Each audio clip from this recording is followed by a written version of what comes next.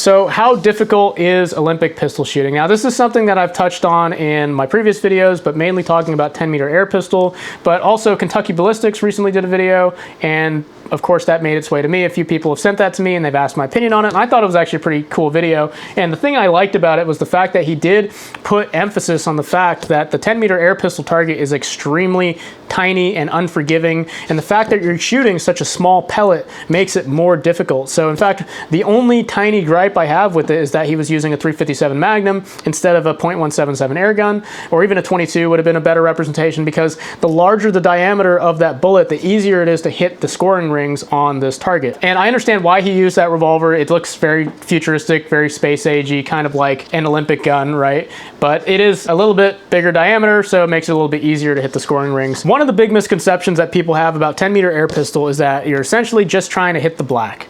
And that is not correct. You are trying to hit the center of the black. This black is just to help you aim. It's actually made up of smaller scoring rings. It starts at the 7 ring and it ends with an inner 10 ring. So the inner 10 ring is actually the size of the pellet itself. It's 0.177 inches in diameter. And yes, I am an American, so I know I'm talking about an international sport that's mostly done in metric measurements, but I'm just going to default to imperial measurements all the time. So bear with me, I'll do my best to put in conversions here in post-production, but the inner 10 ring is used as a tiebreaker. The actual 10 ring, just to give you a score of 10, is 11.5 millimeters across. So the sport of 10-meter air pistol is structured around the qualification round, which is 60 shots slow fire. You have an hour and 15 minutes to make 60 shots. So with that 10 ring being 11.5 millimeters across, if you do the math on how difficult it is to hit the 10 ring on a 10-meter air pistol target, and I've talked about this in previous videos, it's about 5.7 minutes of angle. So it'd be like shooting a target that is 5.7 inches across at 100 yards. So one thing I like to say is that it is harder to hit the 10 ring on a 10-meter air pistol target than it is to make a headshot at 100 yards. And if you want to be an Olympic level air pistol shooter, you need to be hitting that 10 ring basically 45 to 50 times out of 60 shots. So you need to be holding a 5.7 minute of angle group with a handgun, iron sights, one-handed, over like 45 to 50 shots. It's insane. No one has ever shot a perfect score in a match in any of these pistol sports. They are that difficult. The closest that anyone has ever come for 10-meter air pistol is a 594. Jin Jong-oh shot that, so that means he shot 54 shots minimum into an area that's about 5.7 minutes of angle. Absolutely incredible shooting from that gentleman. Now, after the qualification round on any of these events, there is actually a final with the top 8 competitors moving on and doing a widely televised event where we determine who gets the gold medal, the silver medal, the bronze medal. I'm not going to talk about that. It would just kind of mire down the discussion too much. There's some nuances there, decimal scoring and stuff like that. I'm just going to go straight into the next sport, which is 25-meter rapid fire pistol. Now, 25-meter rapid fire pistol did not get too much attention this year. Air pistol kind of stole the show, and also women's sport pistol kind of stole the show, where you had Yusuf Dikech and the Korean shooter, whose name I will surely mispronounce, so I'm not even going to try. 25-meter rapid fire pistol has a 60-shot qualification round. It is shot on 5 separate targets, 5 shots at a time, and the competitors have to shoot those 5 targets from a low ready when they're given a shooting command. Usually it's a green light coming on. Back in the old days, the targets used to face away from you, and then they would turn to face you, and then they'd face away from you again. The highest value scoring ring, of course, is a 10. The size of that 10 ring is 100 millimeters, or about 4 inches in diameter. So they're trying to hit a target essentially that's about the size of a fist at 25 meters on 5 separate targets in a time limit of 8 seconds for the first 20 shots, then 6 seconds for the next 20 shots, then 4 seconds for the next 20 shots. So at the fastest target exposure time, they have to bring the gun up from a 45-degree angle and shoot that 4-inch area on 5 separate targets in under 4 seconds. And they need to do that 4 times, which is really impressive. And it's also really cool to see the different strategies that the shooters have. Some people, they pick the gun up super fast and shoot immediately to give them more time on shooting the rest of the targets. Some people, they kind of take their time on that first shot and then they shoot all 5 targets really fast. It's really cool seeing the different strategies. Again, they're trying to hit like a fist-sized target at 25 meters in under 4 seconds 5 times. 5 separate targets, right? If you think that's easy, I recommend you set up a target at 25 meters. Say, set up like 5 apples, and on command, lift the gun up and try and shoot all 5 apples in like 4 seconds. And again, no one has ever shot a perfect score in this sport ever, so it's very difficult. So the next sport I want to talk about is 25 meter sport pistol. This is a women's only sport at the Olympics, and it's kind of cool because it's a blend of the precision slow fire aspect of 10 meter air pistol and also the rapid fire aspect of 25 meter rapid fire. So for the qualification round, again, you have 60 shots and a total score of 600.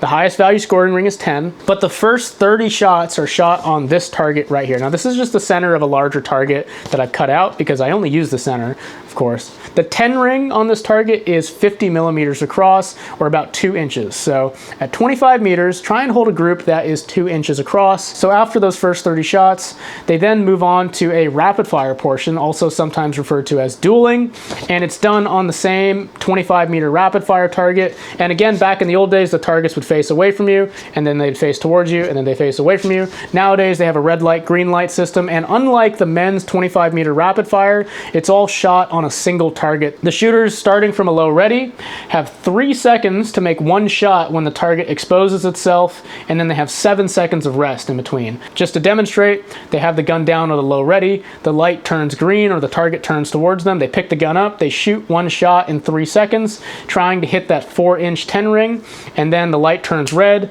they have 7 seconds to rest before the next 3-second exposure, bring the gun up, bang, light turns red, bring the gun down, 7 seconds to rest, and then they do that in intervals of 5 shots until they get to 30 total shots. And then their final score is scored out of 600. The top 8 competitors move to the final. And again, I'm not going to get too much into the final because it's a little bit more nuanced, but essentially for the first stage, they're trying to hold a 2-inch group at 25 meters, slow fire, about a minute per shot.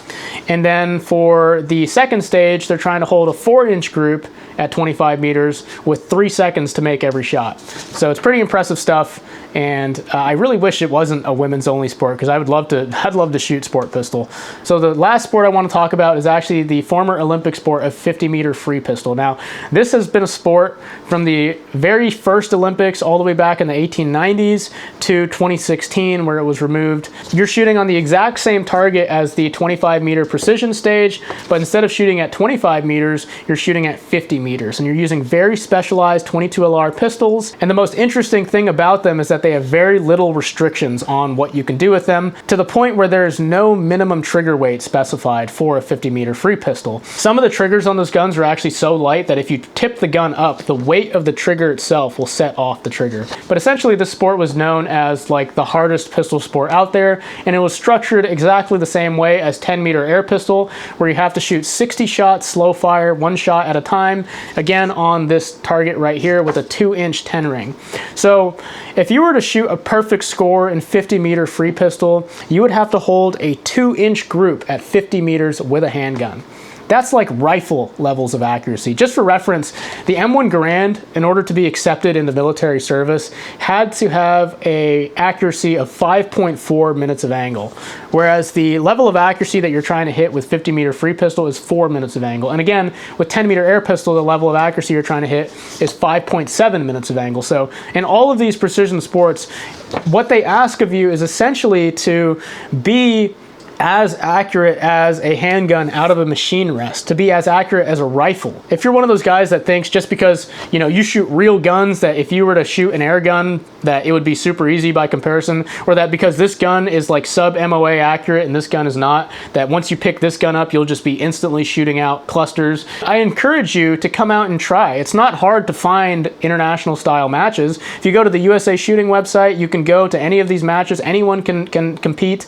If you go to the competition tracker on the CMP website, you can go compete in any of these bullseye matches with a 22, with a centerfire handgun, with a 45, and just see how you would do. If it's that easy, surely everyone could be an Olympic athlete, right?